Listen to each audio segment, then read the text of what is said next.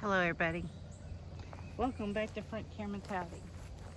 So we're at the back garden. I wanted to get the chit chat done first and then I will pause to each so the video is not uber long. Uh, Gas prices are still going up, which means food prices are still going up because of the packaging.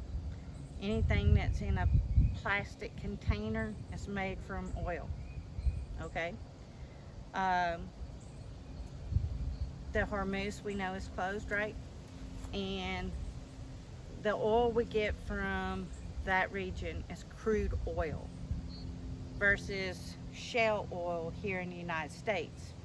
The crude oil is a much thicker oil, and I've just been studying this here recently. So I wanted to share this little information with you because I did not know this. The shale oil is thinner than the crude oil. American refineries are made to work the crude oil to turn it to gasoline and whatnot that way. The shale oil's thinner, so there's going to be a little bit of a learning curve. And that learning curve can cost millions to probably $1 billion to change our refineries to work the shale oil. So that means prices are going to go up everywhere. Yes, the ethanol is still being added into our reserved gasoline to thin it out, so there is still fuel. You need to make sure you're buying a fuel injector cleaner to keep your engine clean. 15% ethanol is a dirty fuel and it's going to gunk up your engines. So make sure you do your research on that. The gas stations do not have to tell you that they all went up to 15%. They expect you to do your homework and figure it out. So I'm telling you, it's went up and you need to figure it out. The fuel injection cleaner, I think we bought 2 big bottles at Walmart. I think it was $12 for the bottles, the big bottles, and the smaller bottles were around $2 or $3. And you know, that's scary because you have to let your gas go completely empty to put that in, then fill up your tank to clean your engine. And I'm always scared of letting anything run empty in my tank because I have the EMP shield. So if I'm stuck out somewhere, hopefully I'm making it home safe and sound and my EMP shield did its job. All right, stock your food, keep your gas topped off. We are experiencing some really crazy weather here in the United States. Yes, I'm in a tank top right now, but I think the high today was 70. Usually by May, we're sweating and humid and nasty, okay? We're in a El Nino pattern. So they're predicting this year to be even worse on drought than it has been in the past.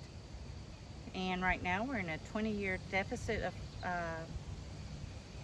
20-year drought. So we're in a deficit of underground water. So that means the crazy storms that are going through, the tornadoes, they're ripping up not just homes, but fields of food. Rain is flooding crops. They're in the ground. Wind damage, hail damage, all that is horrible on our food supply. So yes, there's still food on the shelf. It's more expensive, but it's still there. So please stock up. The basic thing is 52 of each thing. So make you a meal plan, what you eat average a week. Let's say it's sandwiches and spaghetti or chicken or tuna salad or salmon patties or whatever. Get up to a week. Each item, whatever that meal is, 52 of it. Now, safe meats to buy. You have to do your research on this. There is a tuna brand that's lower in mercury. I think we watched that last night. Safe Catch or something like that. Salmon. Then they were recommending that each person have 24 cans. So that's a supplement meal. And then because your fish, your salmon, your mackerel, your sardines, and tuna have bones in them. That's calcium, and that's a good thing. And then Keystone or Kirtland or the canned chicken, is it the best? No, but it's not horrible either, and it's protein. If you like soups, if you're not vegetarian, make sure you're buying soups with meat in it. And base it like that, 52, because there's 52 weeks in a year, and you're getting yourself a meal within a year. Learn to make bread. Okay, let's jump into the tour. Okay, so the back row here is the rattlesnake green beans, and they're crawling, so that's a bonus. The first row of corn, I have thinned it out. The second row is halfway, and these other two have not even been touched. And it's finally getting its shade, and I will be back up here tonight to do that.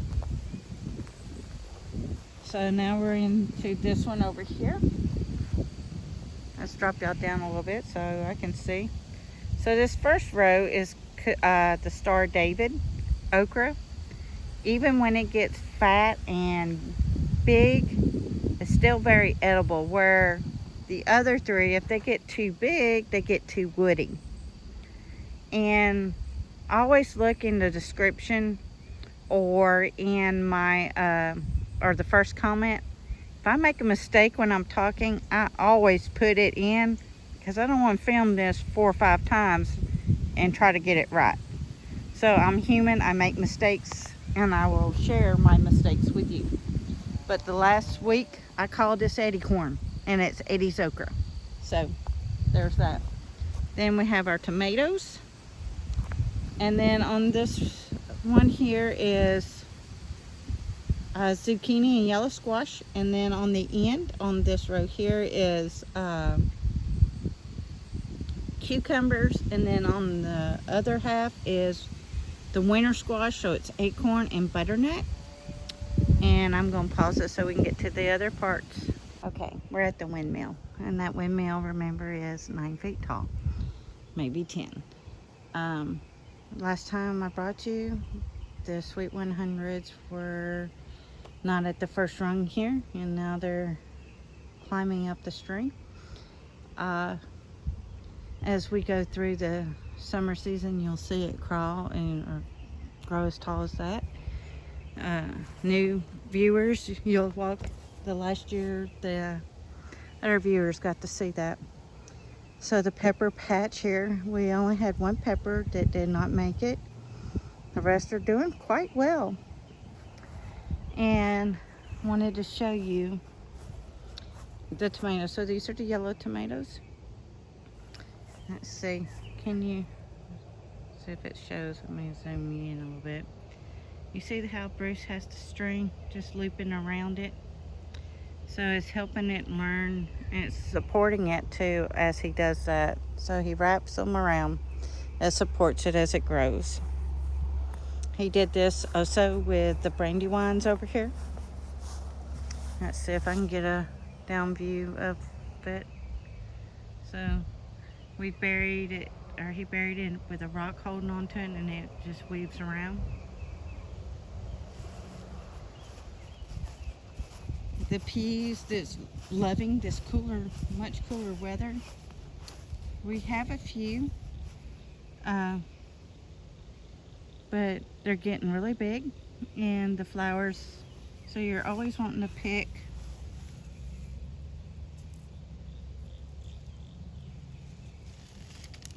Yeah, can't do it one-handed. I don't want to tear the whole bush down.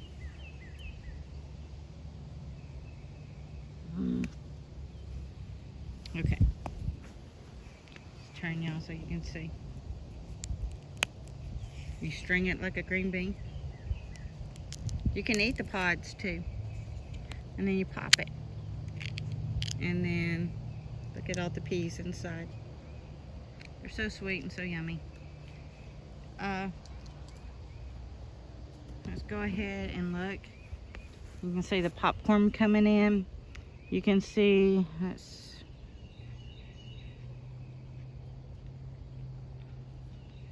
where is it? Right there. Sweet potatoes are getting their true leaves now. Okay.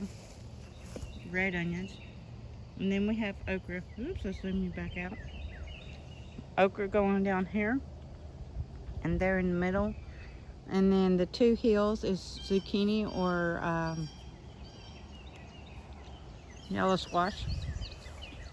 I wanted to show you this onions. But first I'm going to show you the carrot seed head. Remember I told you, I guarantee you it would turn white. There it is. It reminds me of chigger lace. But it's carrot seed. Or at least this one. Alright, here's the onions. And I'm going to show you why some of them are missing. And then there's the tomatoes there. The cilantro. We've got some more okra growing here. And then strawberries. And then I'm going to walk us to the other side. And we're going to skip the back potato patch. Simply because I don't want to walk back there. And once you see the ones in the raised bed, you've seen the potatoes. So the butterhead lettuce still growing. It's beginning to get a little bitter, so I gotta get in here and cut some more and have it for salads before the heat gets to it, because when it gets hot it gets way too bitter to eat. So this here is now hip high, and I'm going to show you one of the pretty flowers, which will actually be the thumbnail for today. Where is it at? There it is. And then just like the sweet potatoes and the corn, they like hot weather. So the turmeric and ginger. And we're going to look at the ginger a little bit. I'm pulling it back a little bit right here. Still very healthy, still very green. And the nubs here are fixing to start shooting out. So I'm hopeful that the rest will start coming along soon. These are wild blackberries. And we've got grapes this year for the, we had them year before last. And I'm actually low on my grape jelly, so let's get over here. Woo, sorry I kicked y'all. I am so sorry. But more onions here, and we see the strawberries. And we've got them planted. Here's the honeydew. And then the radishes that are on the back haven't popped up yet. I'm not going to worry about it too much. They only take 30 days to grow. And then there's the other tomatoes. And of course, once you know it, the battery's going dead. All real things here. If you can't grow it, you need to stock it. Pray for everybody that's getting hit with tornadoes and flooding from the rains that we've been getting. Tornadoes rip through crops. The flooding rains will drown out vegetables. And you just need to really make sure that you're stocking up. And the onions just made me remember what I was going to show you with the onions. Got a rack that somebody was getting rid of, and it's perfect little squares. So they're everything from golf ball to ping pong to maybe even softball size. So they dry like this and cure like this, and we do not wash them off. And I have to leave soon because the hummingbirds are going to be diving me here in a minute. All right, everybody, please stay safe, please get ready, and please get prepared. Frontier Mentality signing out.